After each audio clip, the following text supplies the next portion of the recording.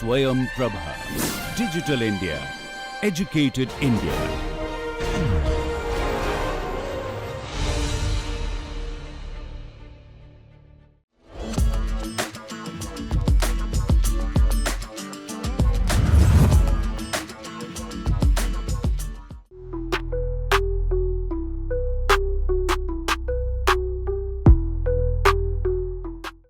You might have come across the phrase, your network is your net worth.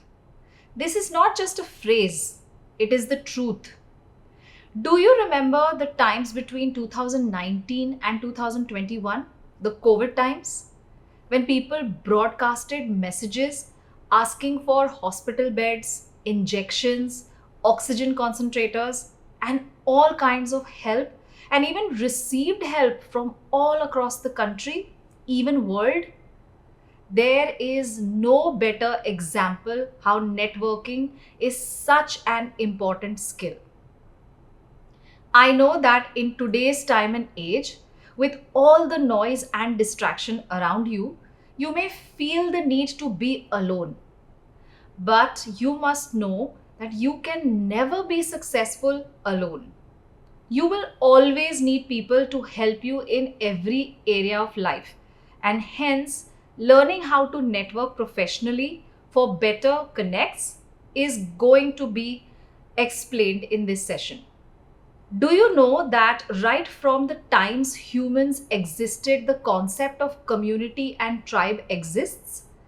Today we call it a network. Networking plays a crucial role in shaping both your personal and professional success. It allows individuals to build meaningful relationships that grow trust, collaboration, and mutual growth. By connecting with others, one gains access to valuable knowledge, industry news, and also mentorship that can help go through challenges and make better decisions. Networking also opens doors to hidden opportunities, such as jobs, partnerships, or projects that may not be advertised publicly. Beyond opportunities, it enhances one's credibility, visibility, and communication skills. When people talk about you and how good you are at your work or skills, that brings you recognition. Moreover, a strong network acts as a support system, providing guidance and encouragement and resources that can speed up growth and innovation. Networking is not just about meeting people, it is about cultivating relationships that open doors and strengthen one's professional journey. In a 2023 article on LinkedIn, it was suggested that 70% to 85% of jobs are filled through references received through networking rather than direct application. When you connect with people authentically, you gain referrals and even opportunities that rarely appear on job boards. In short, networking isn't luck, it's leverage, where you start using your network to bring you success. Not only do you get professional opportunities through networking, you actually also develop as a person. Your personality starts shaping up and you start learning new ways of talking and connecting to people. But what if you are really scared of talking to people? Many people feel nervous about talking to others, especially in professional settings. But networking doesn't have to mean being outgoing or talkative, but practicing connecting with people through simple, limited conversations.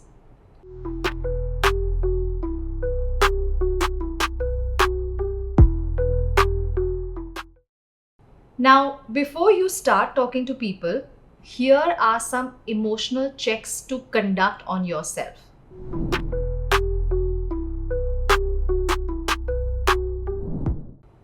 There are two kinds of networking that you will engage in over a lifetime: professional and personal or social networking. The idea of professional networking is only to create a professional awareness of your skills for acquiring good professional opportunities. The main goal is to let people know what you are capable of and what you can offer.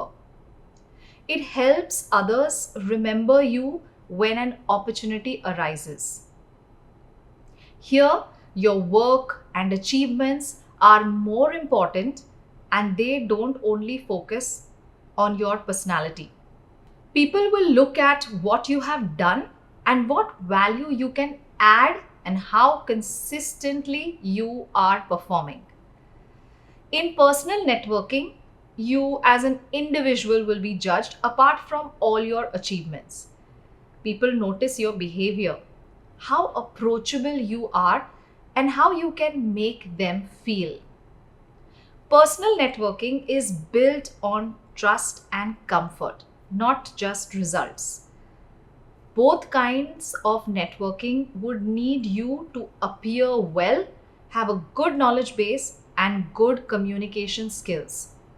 But both have different returns and different boundaries you need to set. In professional networking, the emphasis is on career growth, opportunities, and performance.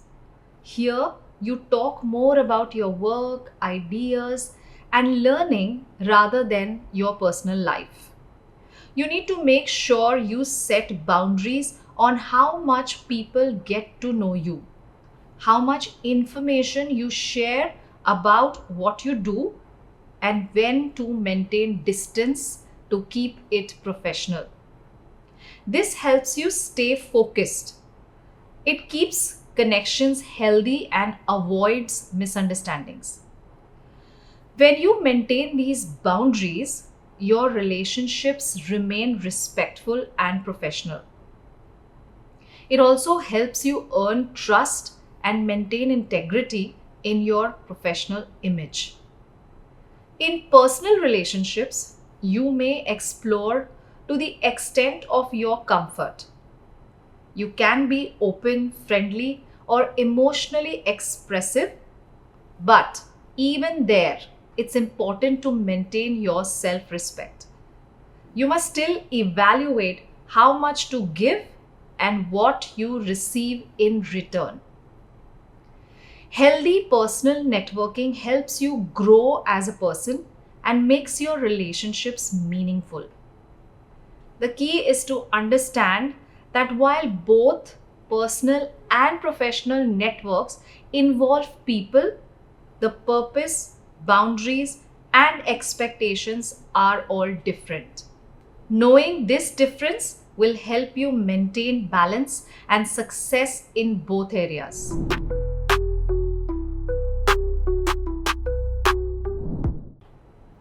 I was once talking to a professional and she appeared to be speaking very badly about one of her colleagues.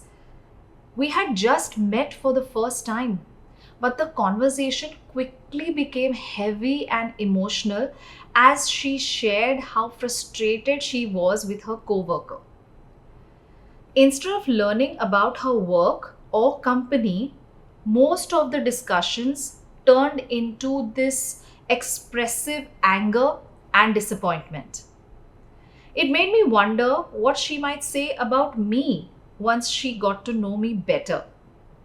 I also began to doubt if I should do business with her company at all because of all the conflicts she mentioned and how negatively she spoke about her team. In this example, she may not have meant any harm. She was probably just sharing her feelings. But because she was unable to control her emotions and express them in a balanced way, she ended up losing my trust and eventually my business. It is very easy to get carried away with emotions, especially when you feel hurt and frustrated. But in a professional setting, speaking without thinking or venting too openly can lead to big losses. One careless conversation can damage your image and your company or team's reputation. So, should you not share how you feel? Of course, you should, but only through the right channels. Talk to a mentor, a trusted friend, or your counselor instead of someone you've just met. While it may seem harmless to share your feelings with strangers, you can never be sure how that person might speak about you later or what impression they may form. I have also heard many people say they cannot trust others easily. They often see this as a weakness, but it can actually be a blessing. You should never trust anybody immediately. Trust needs to be earned. Networking is about communicating and building connections, not instantly trusting people. That trust comes much later, once the relationship grows. So, don't rush. Start by simply talking to people without emotional involvement or expectations. Even if the conversation doesn't lead to any opportunity, it helps you learn, connect, and grow. You simply become good at talking to people instead of being afraid of them. I remember teaching at a particular institute and simply doing my job when a student walked up to me and spoke about something he was personally dealing with. He seemed quite disturbed and needed someone to listen to him. Just by virtue of my work, I gave him my perspective, which was very different from what he was stuck on. And that seemed to really help him. He felt calmer, lighter, and more hopeful after our short talk. Sometimes people don't need a solution, they just need someone to listen to with genuine interest. They just need to see things from a different side. Remember, my intent was not to solve his problem. I wasn't even sure that I could do that. My only goal was to share a point of view and help him see his situation differently.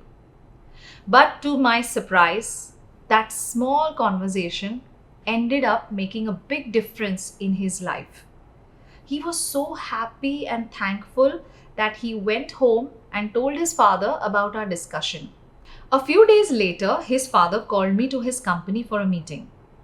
That one meeting led to another, and before I knew it, I was conducting a full training program for all of his company employees. Who knew that simply having an open mind, listening carefully, and sharing a genuine perspective would lead to real work opportunities? This is how networking truly works. It doesn't always begin with a formal introduction or a business card. Sometimes it begins with kindness and a simple conversation. You just try to get to know people, listen to them, and keep a helpful mindset. When you do that, opportunities naturally come your way because people remember how you made them feel. If you close yourself off and avoid speaking to people, you miss chances to connect, help, and be helped in return. Emotions like fear, anxiety, or negativity can stop you from reaching out and can slow down your personal and professional growth. But when you become emotionally smart, you stop fearing interactions and start understanding people better. You also become more aware of how you come across, and that awareness can open unexpected doors.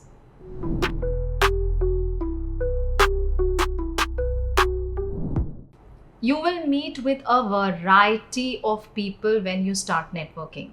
I myself have met with people who speak in very little words and people who cannot stop talking. I have met people who listen carefully and others who don't listen at all. I have met with people who are rude and people who are extremely kind. I've also met with people who are clean and some who have zero sense of hygiene. There are numerous kinds of personalities out there. Yours is just one of them. It is interesting to see how you develop that flexibility to adapt to different kinds of people. Every meeting teaches you something new about human behavior and about yourself. When you meet someone who cuts you off, it builds your tact and helps you find polite ways to slow the person down and get your turn to speak politely. When you meet someone who does not talk at all, it gives you the opportunity to become creative with your questions and get information from them. You learn how to make others feel comfortable so they can open up to you.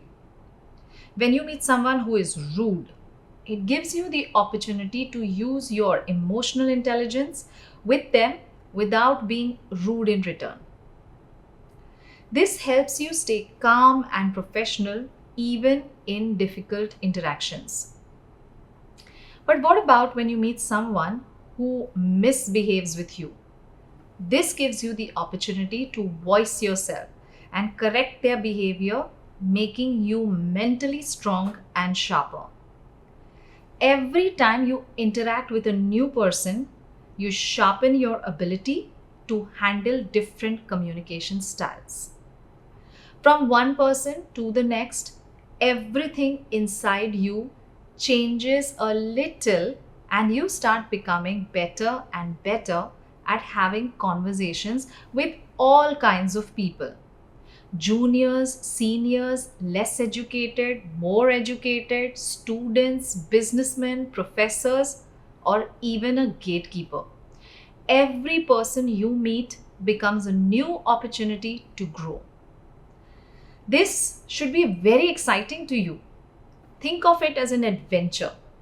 Each person you meet can teach you something new about yourself. When you approach conversations with this mindset, networking becomes fun, easy, and full of learning with smart awareness. You start getting a sense of people. You know who to speak with and who to avoid. You learn to understand sentences behind sentence and handle them with smart comebacks. You learn how to extract help, provide help, and grow with that.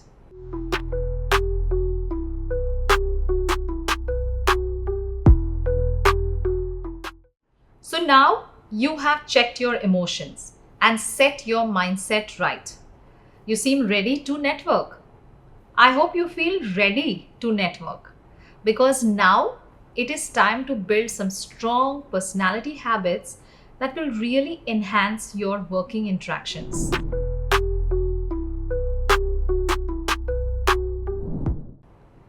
Your appearance is the first visual message you send to the world.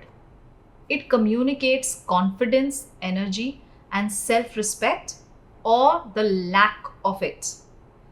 People subconsciously have opinions within seconds based on your posture, attire, grooming, and expressions.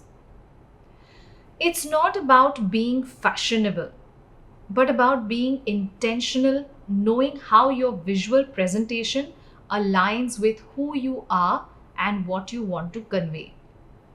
For instance, someone who stands tall, smiles, and dresses neatly signals confidence and approachability. On the other hand, a person who avoids eye contact, slouches, or looks disinterested might unintentionally appear insecure or unmotivated. This perception shapes how others respond to you.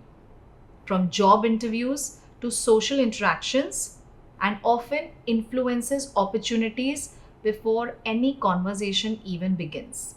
Here is a real life example. A young professional named Rohan joined a multinational company under campus placement. He was bright, hardworking, and sincere. But his casual dressing sense and untidy appearance made senior leaders perceive him to be immature. He was not invited to important meetings and he was not given critical client facing projects. Do you see the impact of not being presentable? Here's another real life story.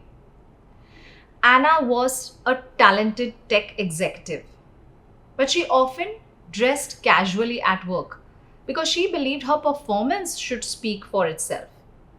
But during meetings, she noticed her ideas were overlooked by others, not acknowledged.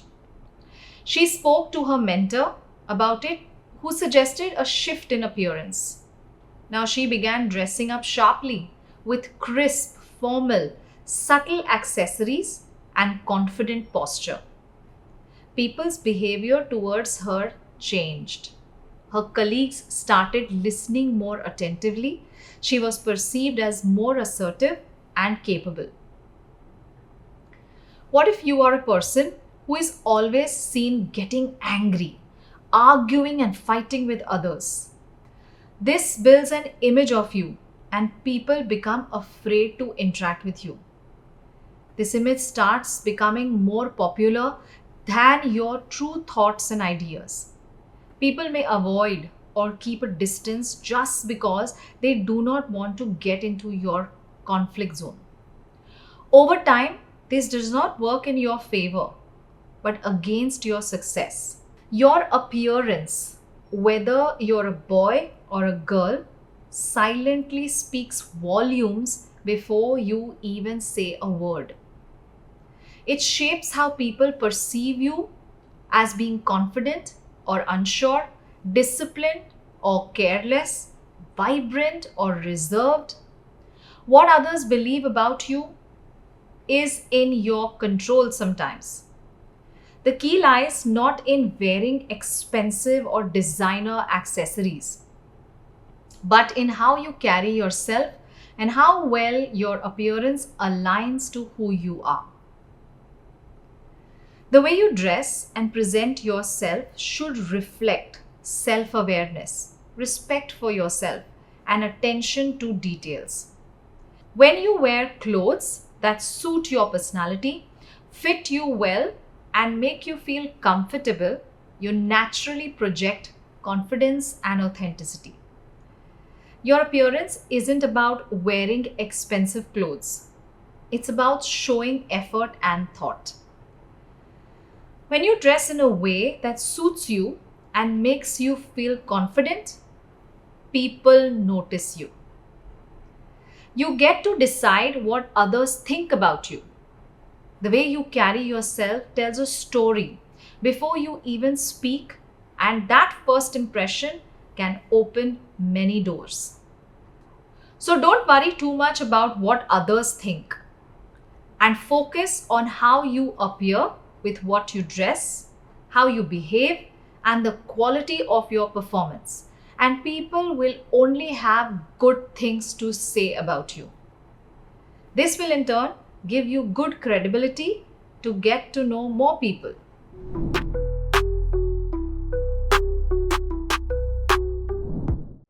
After appearance comes knowledge. When you open your mouth to speak, people quickly notice whether you truly understand your subject or are you simply talking to fill space. In today's world, people are far too observant and intelligent to be fooled by empty confidence. Real confidence doesn't come from how loudly you speak or how often you talk. It comes from depth of what you know. You should know your subject well. Whatever you are studying or working on, you should be able to talk about it clearly, logically, and with genuine understanding. If there's something you're passionate about, you should know it well enough to hold a meaningful conversation about it. Your interests reflects your curiosity, and your curiosity is the foundation of knowledge. It's equally important to stay aware of current affairs. What's happening around you, in your country, or even in the world. Today, information is literally on your fingertips. It takes just a few minutes to stay updated. Not making that effort shows a lack of interest or awareness, which can make people lose interest when they speak to you. Knowledgeable people bring value in conversations.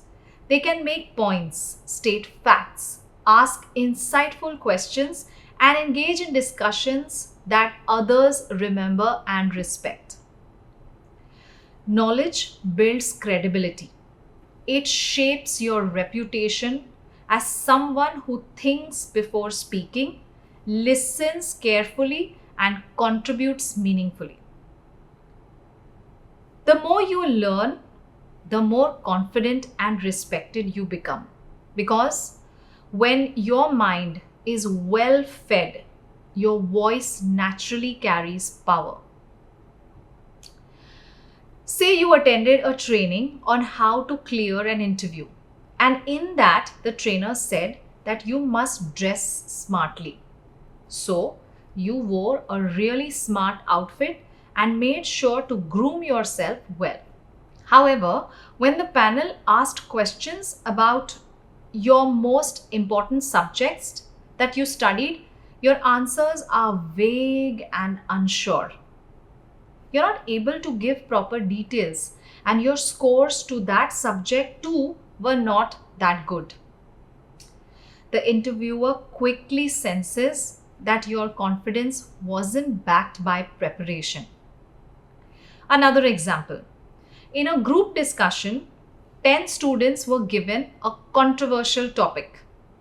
Everyone starts sharing their opinions one after another.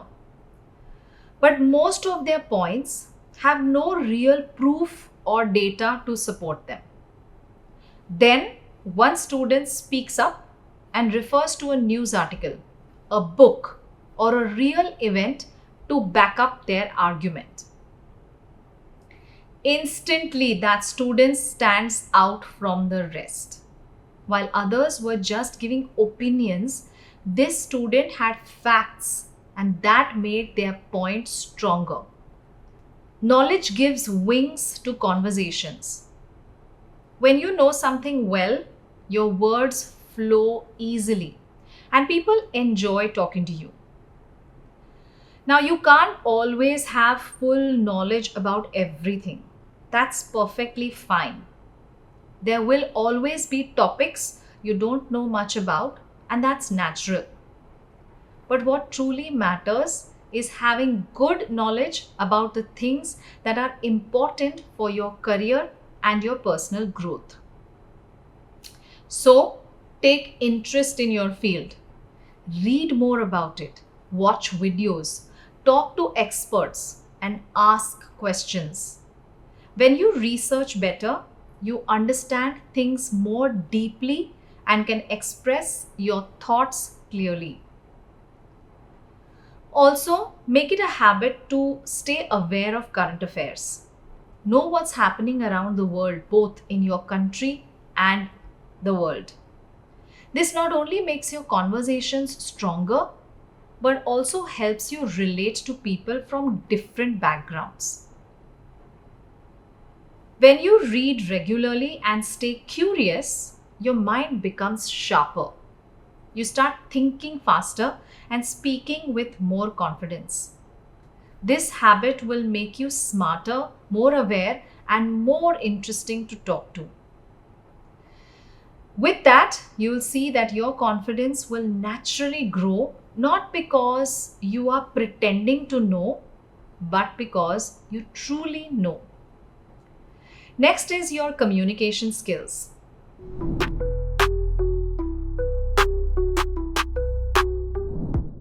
Then comes the way you speak and your habits around communication. Can you speak in a language that others can easily understand? Do you truly understand what people are saying? Are you a good listener? Do your thoughts and your words match, or do you often say something different from what you really mean? Do you allow others to speak and share their opinions? All these are communication habits that build up over many years. When we talk to family and friends, they get used to our speaking style, tone, and patterns. So we rarely notice our flaws. But when you step into your professional element, communication becomes much more important. What you say, how much you say, how you say it, and when you choose to stop speaking, all of it matters. In professional spaces, your words create impressions. If you interrupt, talk too much, or sound unclear, people may lose interest or misunderstand you. But when you listen carefully, speak clearly, and choose your words wisely, people begin to respect you. Good communication is not just about talking, but it's about connecting, understanding, and responding thoughtfully. I remember meeting a speaker once who gave an outstanding talk on education industry. His speech was full of powerful ideas and he spoke with great confidence. I was eager to meet him afterward and learn from his insights. But when I finally got a chance to talk to him, I realized something surprising. He just kept talking. He spoke and spoke without giving anyone else a chance to share their thoughts. Even when people tried to ask him questions, he would interrupt midway and start speaking about something completely different. That day, I understood something important. Knowledge and appearance do matter, but good communication habits are equally important. It's not enough to just know things or look confident. You must also know how to connect with people. When you listen carefully and allow others to express themselves, you create mutual respect. Good communication is about balance, speaking when needed, listening with attention, and responding thoughtfully. It helps you connect with people on a deeper level, not just through words, but through understanding. When you communicate with both your heart and mind, you build stronger, more genuine relationships that last much longer. Communication also refers to body language you carry during networking. Remember, just like you are evaluating and trying to understand others, they are also trying to understand you. They are decoding what you are saying along with how you sit, stand, or carry yourself. The way you move, smile, make eye contact, and even the way you shake hands gives people signals about your confidence and personality. If you do not want to be taken lightly, it becomes very important to wear the right clothes and maintain the right language that speaks about your emotional balance and maturity. Your posture should reflect calm and respect. Laughing or giggling too much, maintaining very intense eye contact, standing awkward positions, or sitting with your legs wide open are all body languages that portray loose and unprofessional approach. One that looks casual, social, or even flirtatious. Giving these kind of impressions can make networking a tricky experience for you because people may not take you seriously or may misjudge your intentions. On the other hand, Closing your body by crossing your arms in front, not maintaining eye contact, or seeming distracted will make you look like you are not interested. This will discourage conversations and limit the interaction. Your body language must have warmth while also keeping the interaction smart. Keep your hands on the side if you're standing and use them openly while you talk. When people see your hands, they develop more trust because open gestures show honesty and openness. Your handshake speaks volumes and must not come across as being boring or inconfident. Shake hands firmly with a moderate light grip and just one steady swing to start a conversation with a stranger. Keep a safe distance from the person you are speaking to. Not too close, not too far. Maintain good posture. Lean slightly forward when listening and show that you're paying attention. Give timely eye contact to seem interested but not too interested. Nod when you feel the person needs to be understood, but don't agree with everything just to please them. Smile when you find something humorous or interesting. Laugh when you think it is truly funny. But be aware that too much of either can break the rhythm of the conversation and make it seem forced. Especially when networking with the opposite gender, body language plays a very important role in building understanding, comfort, and trust. If a girl finds a boy unnecessarily flirtatious, she will withdraw. And if a boy finds a girl too rigid, he may become reserved with his thoughts. In professional networking, no matter how many interactions you have or how long you know the person, there must always be a level of caution and awareness. In the professional world, it is very hard to build genuine connections, but it is very easy to lose trust and reputation. So, stay aware, stay composed, and let your body language reflect confidence and respect.